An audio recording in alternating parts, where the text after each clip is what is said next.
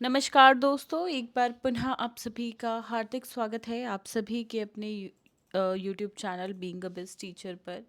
CDLU university के लिए most important questions की सीरीज़ हमारी ऑनगोइंग है। उसी में आज जो है हम बीएड सेकेंड ईयर के इम्पॉर्टेंट क्वेश्चंस को डिस्कस करेंगे for the subject environment education, right.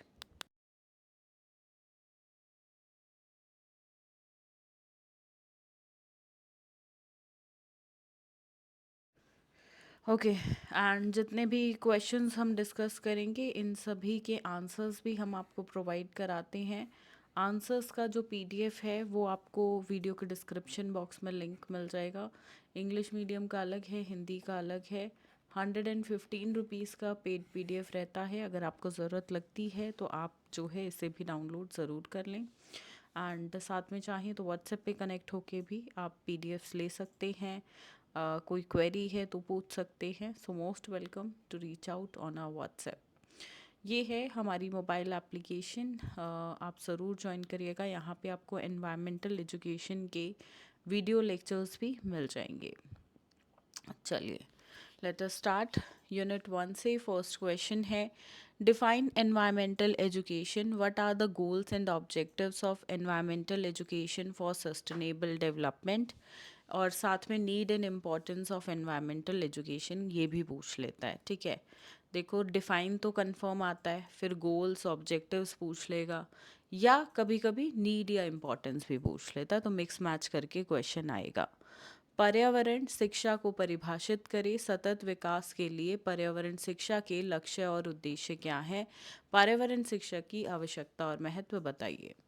प्रश्न 2, question number 2, describe various activities done by school and teacher to promote environmental education. विद्यालय और शिक्षक द्वारा पर्यावरण शिक्षा को बढ़ावा देने के लिए किए विभिन्न कार्यक्रमों का वर्णन कीजिए।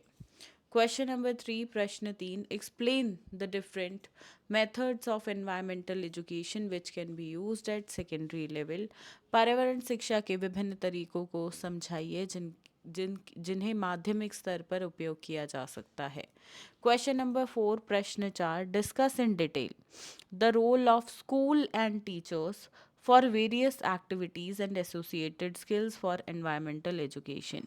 पर्यावरणीय शिक्षा हेतु विभिन्न गतिविधियों एवं संबंधित कौशलों में विकास एवं शिक्षकों की भूमिका का विस्तार से वर्णन करिए। काफ़ी बार आता है क्वेश्चन, तो ज़्यादा इम्पोर्टेंट है। क्वेश्चन नंबर 5, सर्वे और प्रोजेक्ट मेथड जो है वो कैसे हम यूज़ कर सकते हैं एनवायरमेंटल एजुकेशन को पढ़ाते वक्त, वो आपको बताना है। पर्यावरणीय शिक्षा में के शिक्षण में सर्वेक्षण एवं परियोजना विधि का उपयोग कैसे किया जा सकता है, समझाइए। इसके बाद है प्रश्न 6, question number 6, what is green house effect. Global discuss global warming, its causes and effects. Green house प्रभाव क्या है, ग्लोबल वार्मिंग, इसके कारण और प्रभाव पर चर्चा करें। 7वां प्रश्न, how terrestrial and aquatic ecosystem can be conserved. ये भी काफ़ी बार आता है क्वेश्चन, अगर आप प्रीवियस ईयर में देखेंगे। स्थलीय भूमि पर आधारित और जलीय पानी में रहने वाले पारिस्थितिक तंत्रों का संरक्षण कैसे किया जा सकता है, समझाइए। 8वां प्रश्न है, डिफाइन इकोसिस्टम, बहुत रिपीट हुआ है ये भी प्रीवियस ईयर में। Discuss conservation of terrestrial and aquatic ecosystem in detail. ठीक है, ये और ये सेम ही क्वेश्चन है, बस इसमें ये डिफाइन वाला ऐड हो गया है। ठीक है, पारिस्थितिक तंत्र को परिभाषित कीजिए। स्थलीय और जलीय परिस्थिति की तंत्र के संरक्षण पर विस्तार से चर्चा कीजिए। ये सेम ही क्वेश्चन है। ठीक है, ये 2 बार डल गया, बट एक ही क्वेश्चन होना था यहाँ पे। ठीक है, question number 9, what do you mean by environmental pollution. Discuss the types of environmental pollution in detail. इस क्वेश्चन में अब मैं आपको कुछ बताना चाहूँगी। देखो, ऐसा सेम क्वेश्चन बिल्कुल नहीं आने वाला है, बहुत कम चांसेस है। अब कोई भी एक टाइप उठा लो, ठीक है, जैसे what do you mean by environmental pollution, साथ में बोल देगा discuss the dash and dash type of environmental pollution. 4 प्रकार के एनवायरमेंटल पॉल्यूशन होते हैं मेन, जैसे सॉइल हो गया, नॉइस पॉल्यूशन हो गया, एयर पॉल्यूशन और वाटर पॉल्यूशन। तो इन चारों में से कोई दो आपको डिस्कस करने को बोल देगा, या हो सकता है प्रॉपर क्वेश्चन ही ऐसे आ जाए कि what do you mean by air pollution,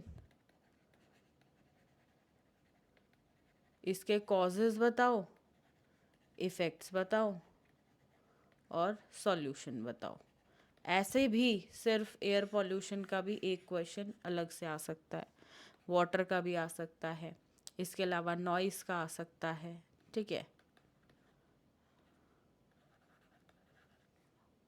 तो लैंड हो गया, ये चारों में से कोई भी पॉल्यूशन पूछ सकता है।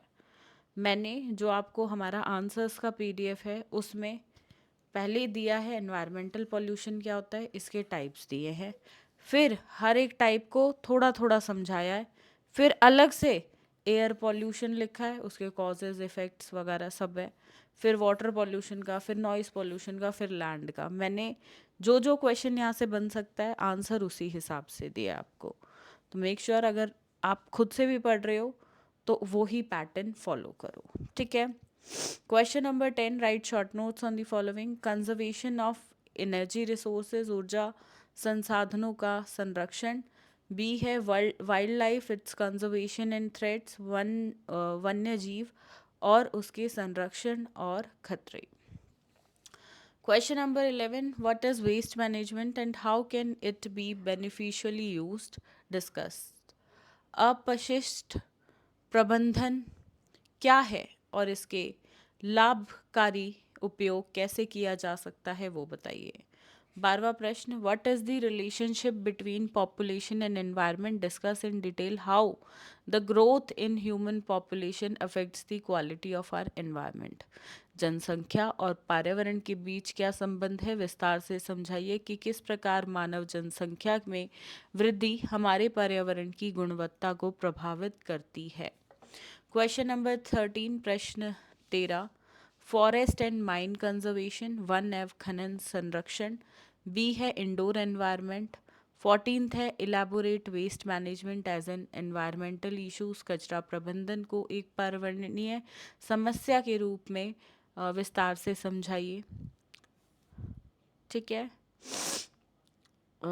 ये 14th हो गया, 13th का ए और बी पार्ट हो गया, right. Okay, then question number 15 from unit 4, what is the role of eco club and eco magazine in environment conservation. कई बार देखो सिर्फ इको क्लब का क्वेश्चन भी जो है एज अ लॉन्ग क्वेश्चन आ सकता है, वहाँ पे इको क्लब के ऑब्जेक्टिव, स्ट्रक्चर और एक्टिविटीज़ पूछता है, तो ये आपको पता होनी चाहिए। ठीक है, इको क्लब की मीनिंग, ऑब्जेक्टिव, स्ट्रक्चर और activities.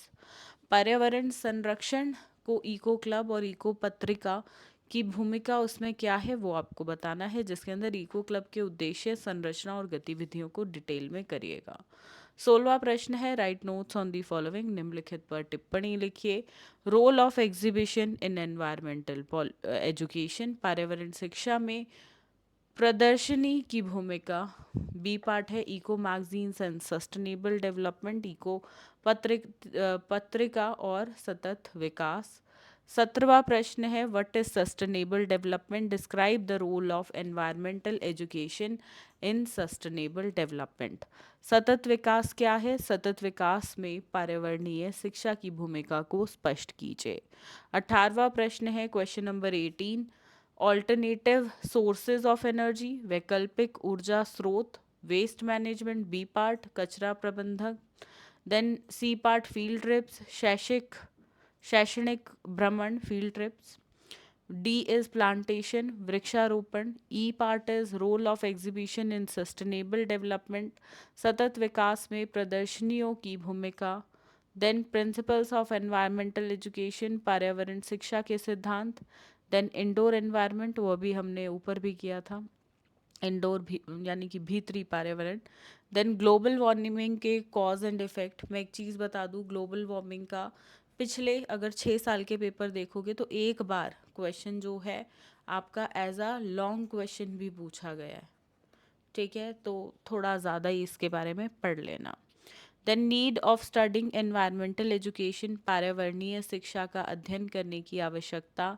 List some activities conducted by eco club. Eco club द्वारा आयोजित कुछ गतिविधियां लिखिए। ये जे पार्ट था। अब के पार्ट है ओजोन लेयर डिप्लीशन, ओजोन परत में क्षरण। देन लास्ट पार्ट है सर्वे, संरक्षण। ठीक है, तो ये थे आपके यहाँ से मोस्ट इम्पॉर्टेंट क्वेश्चंस। आंसर्स का पीडीएफ वीडियो के डिस्क्रिप्शन बॉक्स में मैंने लिंक दे दिया है, आप वहाँ से डाउनलोड कर लेना अगर नीड लगती है तो। बाकी कोई क्वेरी हो इस सब्जेक्ट से संबंधित, कोई ऐसी चीज़ जो आपको समझ ना आ रही हो, तो कमेंट करके हमें बिल्कुल बताइएगा। इस क्लास के लिए इतना ही, बाकी मिलते हैं बहुत जल्द। आपकी यूनिवर्सिटी से संबंधित सभी अपडेट्स देते रहेंगे आपको। सो मेक श्योर चैनल को सब्सक्राइब आप ज़रूर कर लो, आगे प्रैक्टिकल्स की प्रिपरेशन करो।